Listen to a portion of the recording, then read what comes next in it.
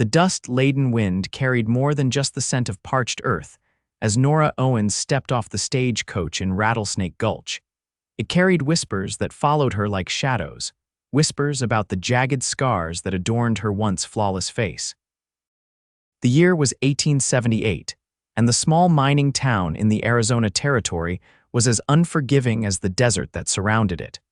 Nora adjusted the wide brim of her hat, pulling it lower to shield her face from both the harsh sun and the harsher stares.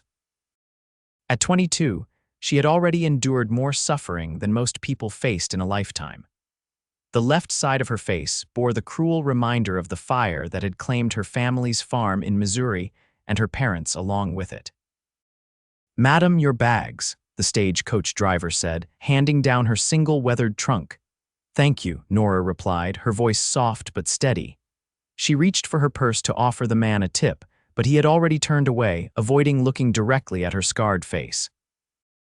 Rattlesnake Gulch wasn't much to look at: a dusty main street lined with wooden buildings, a saloon with piano music spilling out into the street, a general store, and what passed for a hotel. But it was far from Missouri, far from the pitying glances and cruel remarks that had driven her away. Her cousin Martha had written about a position at the town's schoolhouse, and Nora had seized the opportunity immediately. As she made her way toward the hotel, she felt the familiar weight of stares on her back. She had hoped things would be different here, but human nature remained constant, even in the wild frontiers of the West. "Lord have mercy, what happened to her face?" a woman whispered, not quietly enough. Nora quickened her pace, clutching her trunk tighter. "Martha said she was coming today, but she didn't mention." Another voice trailed off. The hotel was a 2-story wooden structure with a sign that simply read "Hotel" in faded paint. Nora pushed through the door, the bell above jingling to announce her arrival. The lobby was sparsely furnished but clean.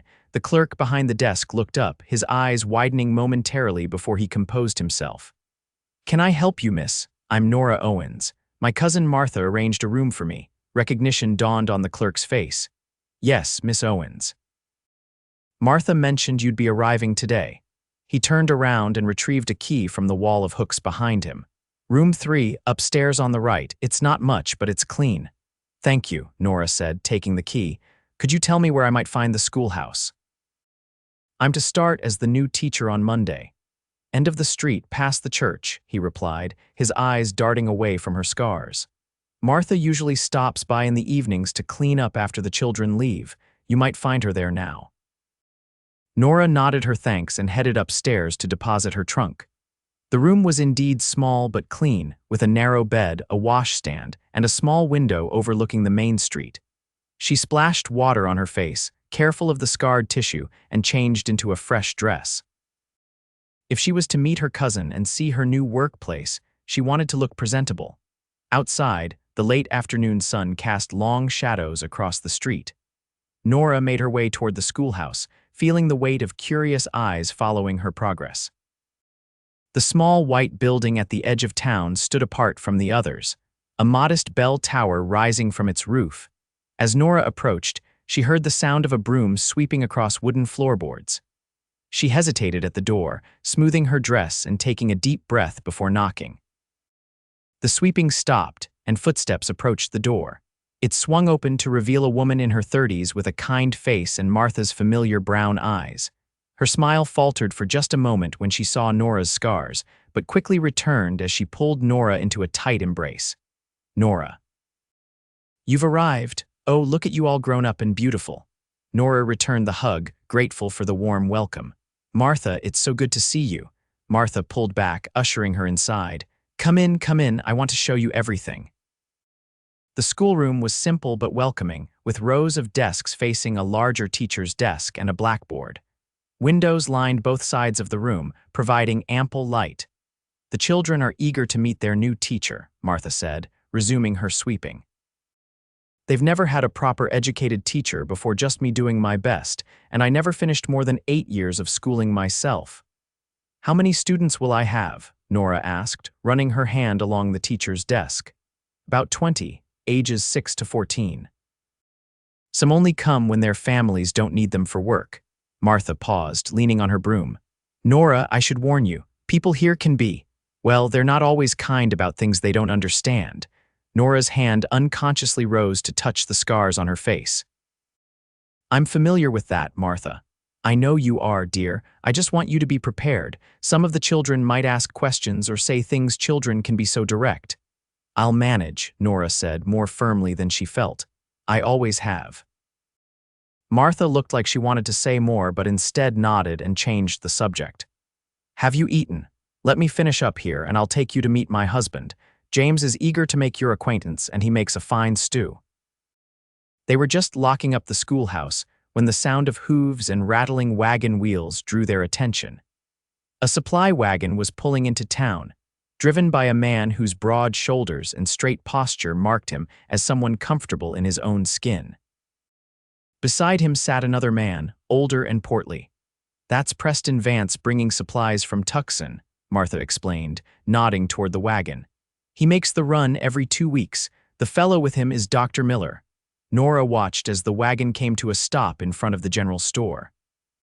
Preston Vance jumped down with the ease of a man accustomed to physical labor. He was tall, with sun-bronzed skin and dark hair that curled slightly where it touched his collar. He wore a dusty brown hat, a blue shirt with the sleeves rolled up to the elbows, and denim pants tucked into well-worn boots. A gun belt hung at his hip, the mark of a man who understood the dangers of the territory. As if sensing her gaze, he looked up, tipping his hat respectfully when he spotted Martha. His eyes shifted to Nora, and unlike most people, his gaze didn't flinch away when he noticed her scars. Instead, he held her gaze for a moment longer than was customary, his expression curious rather than repulsed. That's Martha Jennings, isn't it? Nora heard Dr. Miller ask as she and Martha began walking away. Who's the woman with her? Don't know. Preston's deep voice carried on the still air. New to town, I reckon. Poor thing, the doctor replied in a hushed tone that still carried too far. Terrible burns, must have been quite the ordeal. Nora quickened her pace, pretending not to hear. Martha squeezed her arm sympathetically. Preston's a good man, Martha said quietly. Keeps to himself mostly, but he's fair and honest. Fought for the Union in the war, though he doesn't talk about it much. Does everyone in town know everyone else's business? Nora asked, more sharply than she'd intended. Martha smiled apologetically. It's a small town, Nora. But people will find something new to talk about soon enough. Martha's home was a cozy cabin on the outskirts of town. Her husband James was indeed a gracious host, and if he was shocked by Nora's appearance, he hid it well. They ate a hearty stew, and for a few hours, Nora felt almost normal again, laughing at James's stories about life in the mining town. The weekend passed quickly, with Martha helping Nora prepare for her first day of teaching. On Monday morning, Nora arrived at the schoolhouse early, arranging books and writing her name neatly on the blackboard. Miss Owens. The children began arriving, some dropped off by parents, others walking in small groups.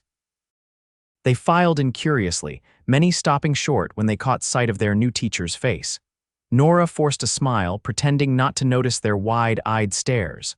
Good morning, children, she said as the last of them found their seats. I'm Miss Owens, your new teacher. A little girl in the front row raised her hand immediately.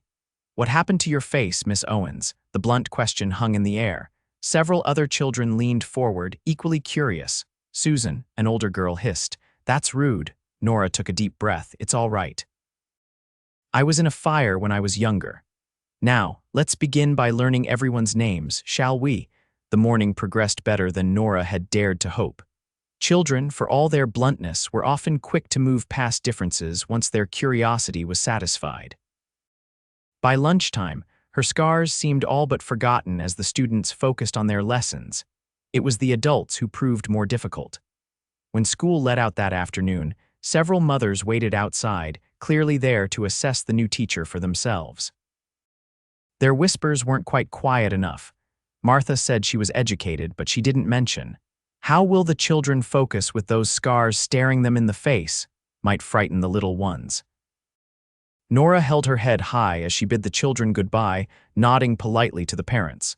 She would not give them the satisfaction of seeing her hurt. Days turned into weeks, and Nora settled into a routine. She taught during the day, took meals with Martha and James several times a week, and spent her evenings reading or preparing lessons. The children had completely accepted her, but many of the adults in town continued to stare and whisper. It was on a Saturday morning in early October when Nora encountered Preston Vance again. She was at the general store, purchasing supplies for a special project she planned for her students. Preston was loading crates into his wagon outside. As Nora exited the store, her arms full of brown paper packages, she collided with a group of women who had been deep in conversation on the boardwalk. "Oh," Nora exclaimed as her packages tumbled to the ground. Rather than help, the women stepped back, continuing their conversation as if she weren't there. "They say she was engaged before the fire," one woman said in a stage whisper. Fellow took one look at her afterward and called off the wedding. Can you blame him? Who could wake up to that face every morning? Nora knelt to gather her scattered purchases, her cheeks burning with shame and anger. She wasn't quick enough to hide the tears that sprang to her eyes. Suddenly, a shadow fell across her, and a pair of worn boots appeared in her vision. Preston Vance crouched down beside her, gathering up her packages. "Here you are, Miss Owens," he said, his voice deep and steady as he helped her to her feet. He shot a hard look at the gossiping women who had the decency to look embarrassed before scurrying away. "Thank you, Mr. Vance," Nora said, accepting her packages. "Those women aren't worth your tears," he said quietly. His eyes, a striking shade of green, met hers directly. People who mock others for their scars are usually hiding wounds of their own there, just on the inside where no one can see them.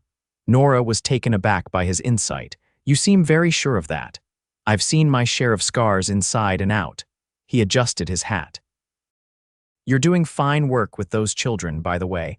My nephew Billy can't stop talking about the stories you read to them." "Billy Miller is your nephew," Preston nodded.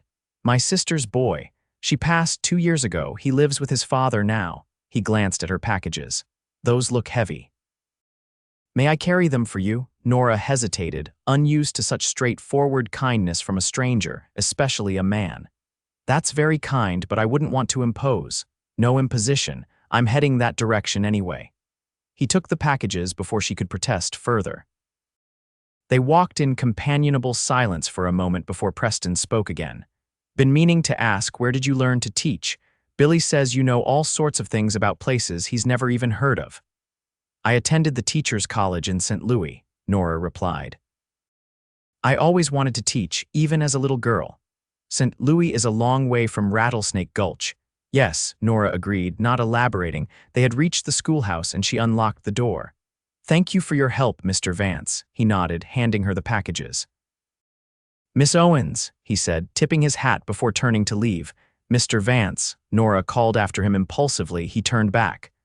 "Why didn't you look away? When you saw my scars, I mean. Most people do." Preston considered her question seriously. "I reckon because a scar just means you survived something that tried to kill you. Nothing shameful in that." With that, he tipped his hat again and walked away, leaving Nora staring after him, a strange warmth spreading through her chest that had nothing to do with the autumn sun. The following week brought the first real cold snap of the season. Nora walked briskly to the schoolhouse, her shawl pulled tight around her shoulders. She was surprised to find Preston Vance already there, stacking firewood next to the small stove in the corner of the schoolroom. "Mr. Vance," she said, startled. "I wasn't expecting anyone this early." He straightened, dusting his hands on his pants. "Morning, Miss Owens. Thought the stove might need filling before the little ones arrive. It's mighty cold this morning." "That's very thoughtful of you." She set her books down on the desk. "How did you get in?" "Martha gave me the spare key. Hope you don't mind." Nora shook her head, touched by his consideration. "Not at all, thank you." He nodded and moved toward the door. "I'll be on my way then. Let you prepare for your day." "Mr. Vance," Nora found herself saying, "if you're not otherwise engaged this evening, I'm reading The Adventures of Tom Sawyer to some of the older students after regular lessons. You'd be welcome to join us." Preston looked genuinely surprised by the invitation. "I'd like that, Miss Owens." "Thank you." That evening, Nora was secretly pleased when Preston arrived just as she was beginning the reading. He sat at the back of the room, his long legs looking comically cramped in one of the student desks. The children giggled at the sight, and even Preston smiled, a warm expression that transformed his usually serious face. Nora rayed with animation, bringing the characters to life, and she couldn't help noticing how intently Preston listened. When she finished for the evening, the children departed, chattering excitedly about the story. "You have a gift for bringing words to life, Miss Owens," Preston said as he helped her arrange the desks back in order. "Thank you. Did you enjoy the story?" "Very much." "I'm not much for reading myself, never had the time to learn properly." There was no shame in his admission, just a statement of fact. "Perhaps," Nora said carefully, "you might like to learn now. I could teach you if you're interested." Preston considered this. "You do that, of course." "It's what I do, after all." And so began their evening lessons, twice a week after the children's reading group.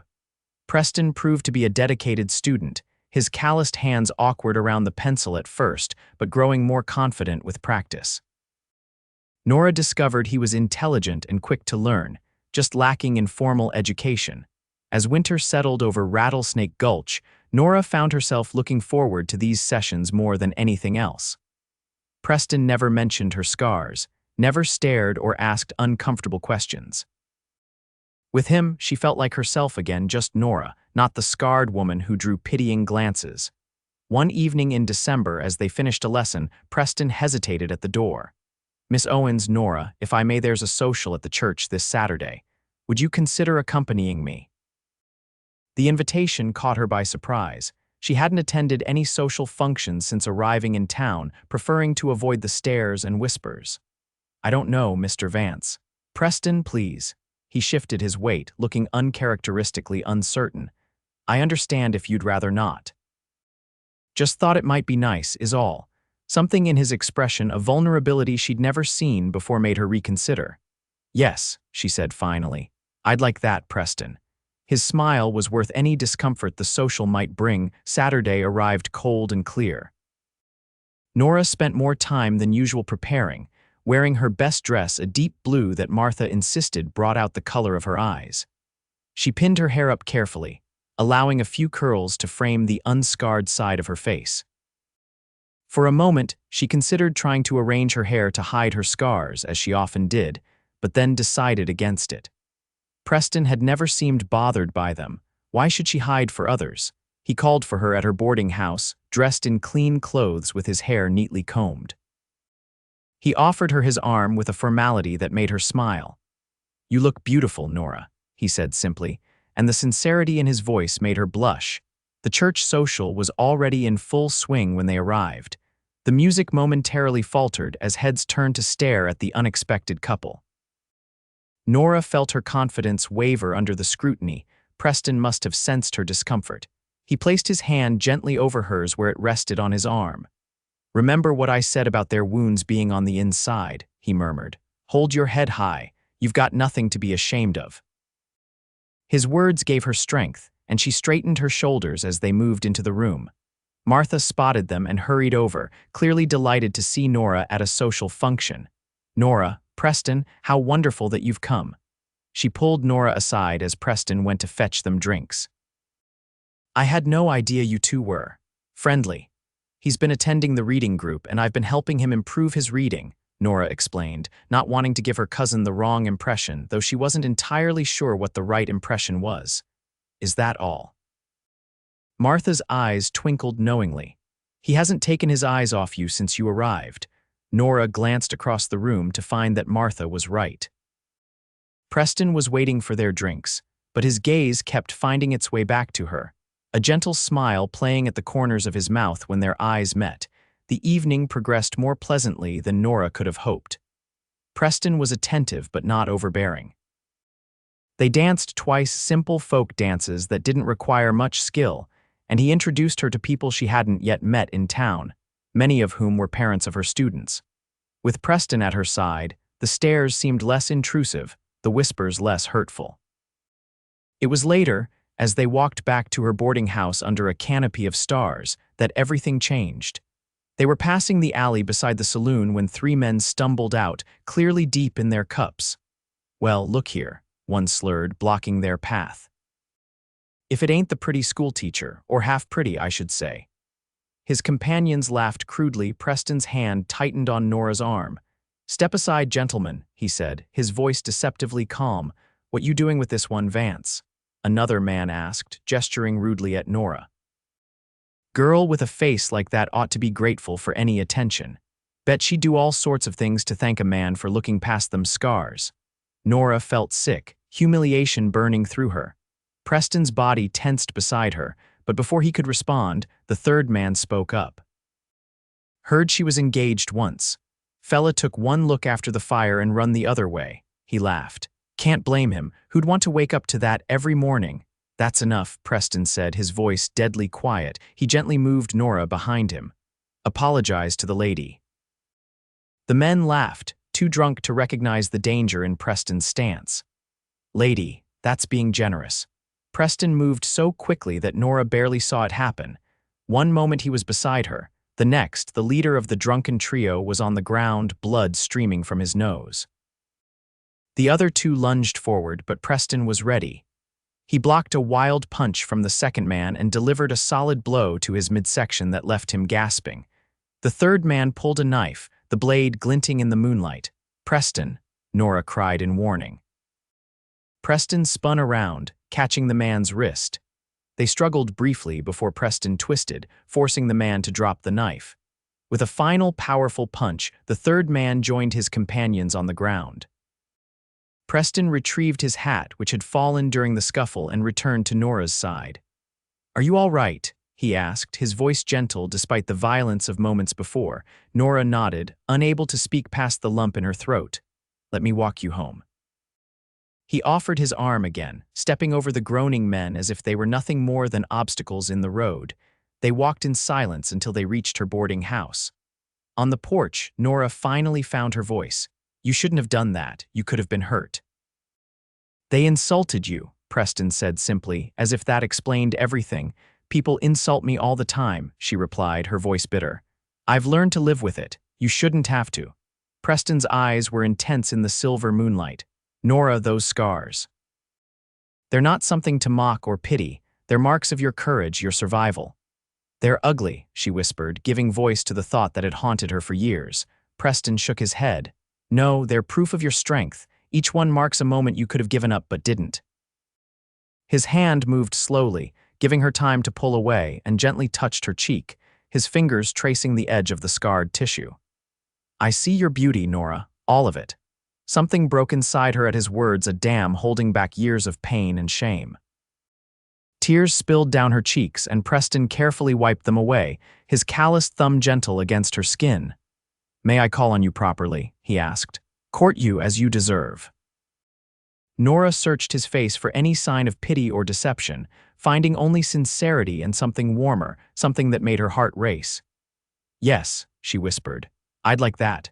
Preston's smile was like sunrise breaking over the mountains. Slowly, he leaned forward and pressed his lips to her forehead, a gesture so tender it made fresh tears spring to her eyes. Good night, Nora, he said softly. I'll see you tomorrow. Winter gave way to spring, and with it, Nora and Preston's courtship blossomed. He called on her regularly, bringing small gifts, wildflowers, a ribbon for her hair, a book of poetry he'd found in Tucson. They took Sunday walks after church, ignoring the curious stares of townspeople.